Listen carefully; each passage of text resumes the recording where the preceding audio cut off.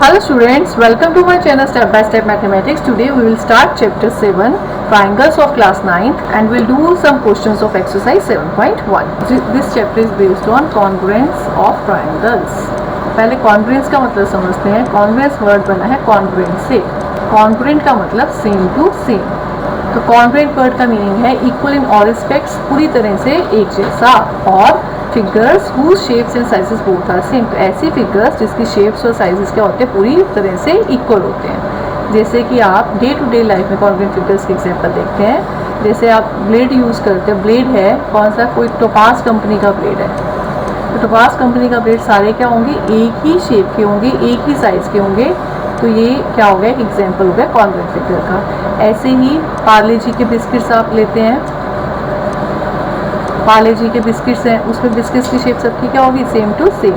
तो 1 रुपये के कॉइन है, तो 1 रुपये के कॉइन के ऊपर सारे क्या होंगे, एक जैसी शेप के होंगे. ऐसे 5 रुपीज़ का कॉइन है, तो ऐसी शेप्स जो बिल्कुल सेम टू सेम हो, इक्वल इन ऑल एस्पेक्ट्स, पूरी तरह से इक्वल हो, उन्हें हम क्या बोलते हैं, कॉन्ग्रुएंट शेप. क्लियर.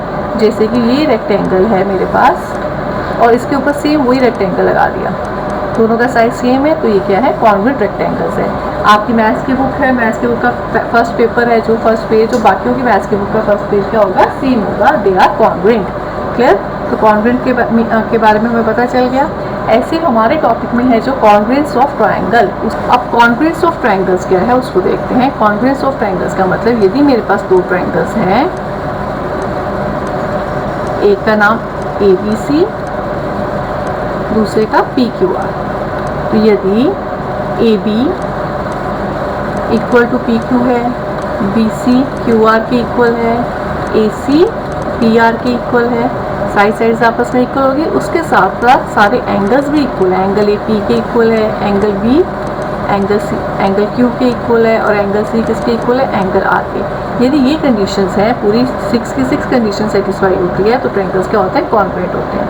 और प्रैक्टिकली करना हो तो आप कैसे बताओगे दो ट्रायंगल्स कॉन्ग्रुएंट है. आप क्या करोगे, इस ट्रायंगल को काटा, इसको काटा, दोनों को जोड़ा. क्या एक के ऊपर दूसरा लाई कर रहा है, ये दोनों ट्रायंगल्स एक के ऊपर दूसरा लाई हो रहा है, सुपर इम्पोज हो रहा है, तो ये ट्रायंगल्स क्या है, कॉन्ग्रुएंट है. क्लियर. पर अब क्वेश्चंस को करने के लिए क्वेश्चन में हमें ये 6 चीज़ें नहीं प्रूव करनी होंगी.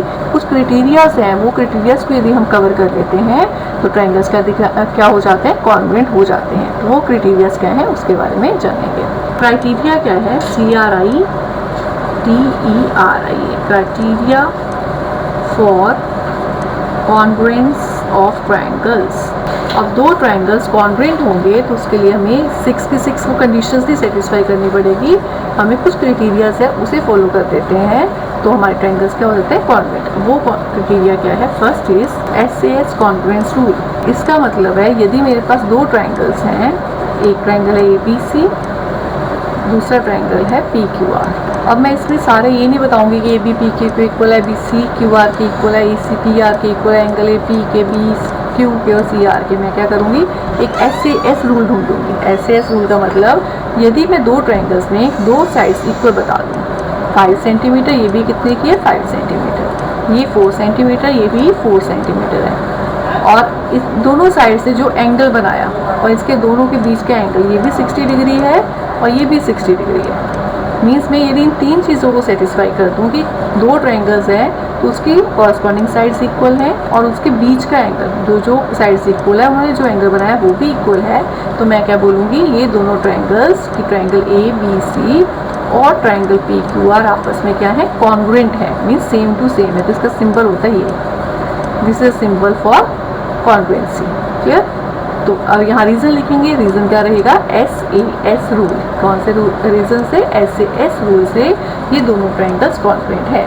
जब ट्रायंगल्स कॉन्ग्रुएंट है तो मीन्स इसका हर एक एंगल आपस में इक्वल है, हर एक साइड इक्वल है. तो आप इम्प्लाइज लिखोगे. इम्प्लाइज एंगल A किसके इक्वल होगा, एंगल P के, एंगल C भी किसके इक्वल होगा, एंगल R के, और AC किसके इक्वल होगा, PR के. 3 चीज़ें गिवन थी, बाकी ये 3 चीज़ें भी क्या होंगी, इक्वल. क्यों होगी इसका रीज़न लिखेंगे. जब हम कॉन्ग्रुएंट बता देते हैं तो ये ऐसा क्यों होगा, ये साइड्स इक्वल क्यों होंगी, तो इसके एक वर्ड बार बार यूज़ करेंगे, बाय CPCT. अब ये CPCT क्या है इसको देखते हैं. तो CPCT का मतलब है corresponding parts of the congruent triangles. दोनों ट्रायंगल्स कॉन्ग्रुएंट हो गए तो उसके कॉरस्पॉन्डिंग पार्ट्स भी क्या होंगे, इक्वल होंगे. क्लियर. ये बार बार यूज होगा word by C P C T. Clear. Second one is A S A. A S A का मतलब ये दो ट्राइंगल्स हैं मेरे पास, P Q R K L M, ये दो ट्राइंगल्स हैं। और यदि मैं इन दो ट्राइंगल्स में दो एंगल्स इक्वल्स हैं, मानो ये एंगल है 30 डिग्री और ये भी कितने का है 30 डिग्री का, और ये 70 डिग्री है, तो इसका ये एंगल 70 डिग्री का है। ठीक है। एंगल एंगल इसका मतलब एंगल एंगल और आगे साइड, साइड कौन सी, ये दोनों एंगल जिस साइड पर बने, किस साइड पर बने हैं, पी क्यू, ये भी 5 सेंटीमीटर है, तो यहाँ पर के एम भी कितने किसके इक्वल है 5 सेंटीमीटर के। तो रूल क्या होगा ए एस ए, एंगल साइड एंगल। क्लियर। यदि मानो ये साइड की जगह ये इक्वल होती तो ये रूल नहीं फॉलो होता। साइड कौन सी होनी चाहिए, वो वाली साइड ही होनी चाहिए जो इन दोनों एंगल्स के जिस साइड पर ये दोनों एंगल्स बने हुए हैं। क्लियर। तो यहाँ पर ही 5 सेंटीमीटर होना चाहिए। तो आपके पास कैसे लिखोगे इसको, एंगल P किसके इक्वल है, एंगल K के, एंगल Q किसके इक्वल है, एंगल M के, और PQ किसके इक्वल है, KM के। तो ट्रायंगल कौन सा, P Q R कॉन्ग्रुएंट है कौन से ट्रायंगल में, P किसके इक्वल था, एंगल K के, और Q किसके इक्वल था बेटा, M के, तो यहाँ M लिखोगे KML, KML। तो ट्रायंगल PQR कॉन्ग्रुएंट है ट्रायंगल KML, KML। ठीक है। रीजन क्या है, ASE, एंगल साइड एंगल। अब यहाँ से आपको क्या मिलेगा, एंगल P K के इक्वल है, एंगल Q M के इक्वल है, तो एंगल R किसके इक्वल होगा, एंगल L के। यहाँ से भी हम पता कर सकते हैं directly, angle R equal to angle L, और पी क्यू के एम के इक्वल था। ठीक है। और क्यू आर किसके इक्वल होगा, यहीं से देखा एम एल के, Q R is equal to M L होगा। और क्या होगा हमारे पास, पी आर किसके इक्वल होगा, के एल के, पी आर किसके इक्वल होगा, के एल के।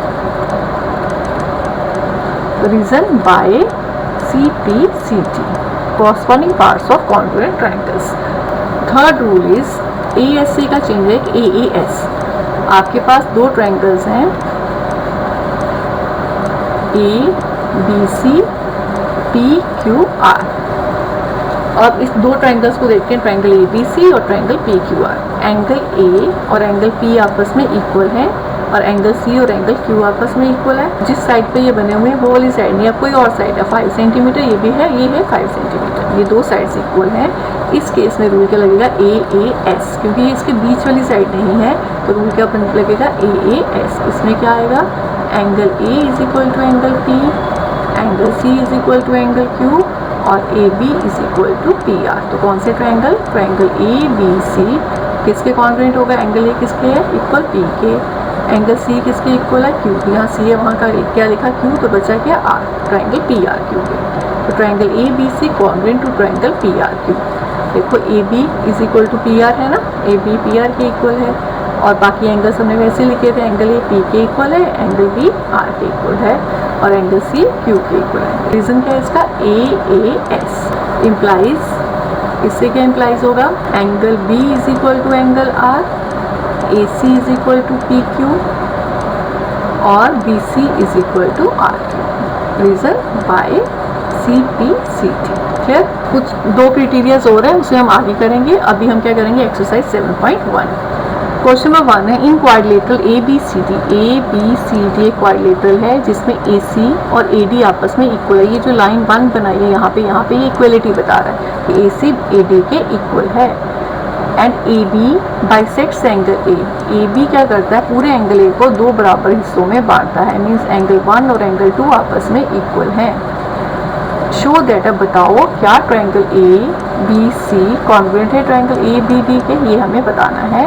और what can you say about B C और बी डी के बारे में भी बताना है। अब हमारे पास दो ट्रायंगल्स हैं, इन्हें मैं अलग अलग बना लेती हूँ। एक ट्रायंगल है आपका ए सी बी, दूसरा ट्रायंगल है आपका ए बी डी।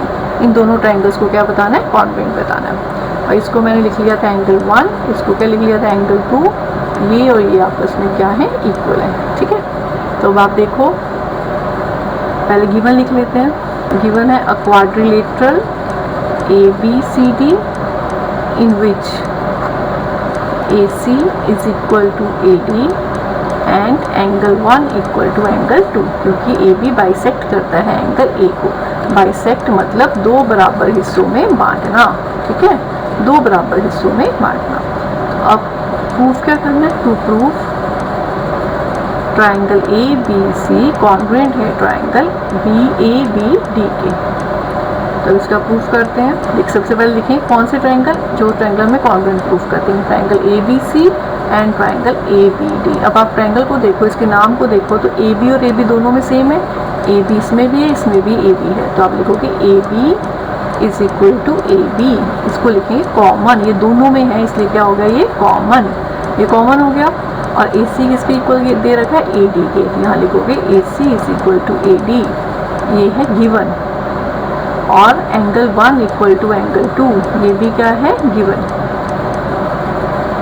ये साइड और ये एंगल, तो एस ए एस, तो कौन सी कॉन्ग्रुएंसी से ट्राइंगल कॉन्ग्रुएंट हो गए, therefore triangle A B C congruent है ट्राइंगल ए बी डी के by S A S congruency. अब उसने पूछा what about the B C and B D, जब ट्राइंगल्स कॉन्ग्रुएंट है तो कॉरस्पॉन्डिंग पार्ट्स क्या होंगे, इक्वल होंगे, तो बी सी और बी डी आपस में क्या होंगे, इक्वल, तो B C equal to B D by C P C T, corresponding parts of congruent triangle. Clear. Question number 2 में है A B C D is a quadrilateral, A B C D quadrilateral है in which A D is equal to B C, A D और B C आपस में equal है, and angle D A B, ये वाला angle से पूरे को मान नाम दे देते हैं, is equal to angle C B A, इसके इक्वल है। Prove that triangle A B D is congruent to triangle B A C. आपको क्या प्रूव करना है, ए बी डी ट्राइंगल, मैं इसको अलग से बना लेती हूँ, B D A B D triangle और दूसरा सी बी ए। हमें इन दोनों ट्राइंगल्स को क्या बताना है, कॉन्ग्रुएंट बताना है। क्लियर। तो प्रूफ शुरू करते हैं। गिवन आप लिख लेंगे, प्रूफ में क्या करेंगे, in triangle A B D and triangle B A C. अब इसको देखते हैं क्या गिवन है, ए डी किसके इक्वल है बेटा, हमारा बी सी के, तो A D is equal to B C, it is given to us. Second thing आप देखो बच्चे, ए डी और बी सी आपस में इक्वल है। सेकेंड देखते हैं तो एंगल 1, ये वाला एंगल है, एंगल क्या है, डी ए बी किसके इक्वल है, सी बी ए इसके इक्वल है, तो एंगल 1 इक्वल टू एंगल 2, ये भी क्या है, गिवन। अब तीसरी चीज़ देखनी है, ये साइड है, ये एंगल है, तो ये साइड भी इक्वल होनी चाहिए, तो ए बी जो है, ए बी वाला पार्ट इस वाले ट्राइंगल में भी है, ए बी इस ट्राइंगल में भी है, तो ए बी क्या है, दोनों में कॉमन है, और इट मीन्स वो आपस में इक्वल है, तो A B is equal to B A, यहाँ से देखा तो A B is equal to B A, क्यों, ये क्या है, कॉमन है, ए बी बी ए के इक्वल है, ए डी बी सी के इक्वल है, और एंगल 1 एंगल 2 के इक्वल है, तो एस ए एस कॉन्ग्रुएंसी से ट्राइंगल्स क्या हो जाएंगे, congruent. Triangle A B D is congruent to triangle B A C, reason S A S congruency. Clear. अब पूछा क्या B D is equal to A C, second part में। अब triangles congruent है तो बी डी और ए सी equal होंगे, तो आप लिखोगे B D is equal to A C by C P C T. आगे पूछा एंगल ए बी डी और एंगल बी ए सी भी इक्वल है, तो हाँ तो वो भी होंगे, एंगल ए बी डी और एंगल बी ए सी भी इक्वल होंगे, क्यों, by C P C T. तो ट्राइंगल्स कॉन्ग्रुएंट है तो all angles corresponding angles are equal, corresponding sides are equal, तो angle A B D equal होगा किसके, बी ए सी के। क्लियर। यही हमें बताना है। क्वेश्चन नंबर 3 में A D and B C are equal perpendicular, A D ये वाला ए डी और बी सी ये इक्वल है, आपस में इन दोनों की लंबाई क्या है, बराबर है, और परपेंडिकुलर है तो ये एंगल 90 डिग्री है, ये भी एंगल 90 डिग्री है। To the line segment A B पर दोनों क्या है, परपेंडिकुलर है। शो दैट, बताओ, C D bisects A B. Bisects का मतलब होता है दो बराबर हिस्सों में बांटना, तो आपको बताना C D B A B को बाइसेक्ट करती है, मीन्स आपको प्रूव करना है क्या ओ बी और ओ ए आपस में इक्वल है, सी डी क्या ए बी को दो बराबर हिस्सों में बांटती है, ये हमें चेक करना है। तो आपको प्रूफ क्या करना है वो लिख लेते हैं, to proof O B is equal to O A, ये हमें प्रूफ करना है। अब आप देखो बी सी ए डी के इक्वल है, ये गिवन है, ये एंगल 90 डिग्री है, ये भी एंगल 90 डिग्री है, और इन दो एंगल्स को, इसको हम क्या बोलते हैं, वर्टिकली ऑपोजिट एंगल्स, तो वो हमेशा इक्वल होते हैं। तो एंगल 1 एंगल 2 के इक्वल है, एंगल 3 एंगल 4 के इक्वल है, BC और AD इक्वल है। तो आपके पास क्या हो जाएगा, ये दोनों ट्रायंगल्स कॉन्ग्रुएंट हो जाएंगे। पर AAS क्यों लगा, यदि इन दोनों के बीच की साइड इक्वल होती तब लगता ASA। क्लियर। और यहाँ पर क्या है, ये वाला एंगल और साइड कौन सी है, एंगल्स ये दो हैं पर साइड कौन सी, कोई तीसरी है, दोनों एंगल्स के बीच वाली साइड नहीं है। तो क्या लगेगा क्राइटेरिया AAS। तो करते हैं इसको proof. In triangle BOC and triangle AOD, नाम कैसे लिखना, देखो B पर 90 डिग्री का एंगल, यहाँ किस पर है 90 डिग्री का एंगल A पर है, तो B के कॉरस्पॉन्डेंस A लिखा। O एंगल 1 और एंगल 2 दोनों O के आपस में इक्वल है, तो O के कॉरस्पॉन्डेंस O ही लिखा, और जो बचा C के कॉरस्पॉन्डेंस के आगे D। क्लियर। अब लिखते हैं BC is equal to AD। BC किसके इक्वल है, AD, ये गिवन है। इक्वल परपेंडिकुलर्स है ना। Second, angle 3 equal to angle 4 90 degree each. Third thing, angle 1 equal to angle 2 vertically opposite angles. Therefore triangle BOC is congruent to triangle AOD। Reason क्या है, AAS congruency. ठीक है। अब ये दोनों ट्रायंगल्स कॉन्ग्रुएंट है, तो इट मीन्स OB और OA क्या होंगे, आपस में इक्वल होंगे। B और AO क्या होंगे, आपस में equal. Implies BO is equal to AO by CT that is CD bisects AB। Bisect का मतलब दो बराबर हिस्सों में बांटना। CD ने AB को दो बराबर हिस्सों में बांट दिया, मीन्स OB और OA आपस में क्या आ गए, equal. Okay, I hope you understand the concept of congruency and these questions. In next video we will continue the questions of exercise 7.1. Thanks for watching my video.